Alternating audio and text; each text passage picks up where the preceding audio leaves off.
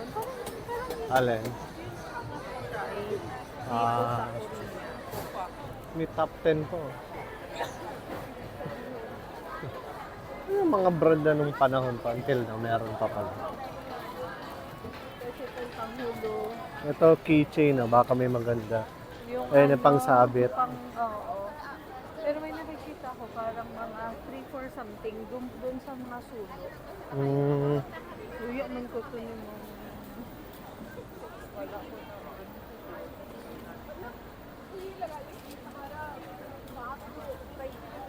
si AJ, ano ang top t-shirt.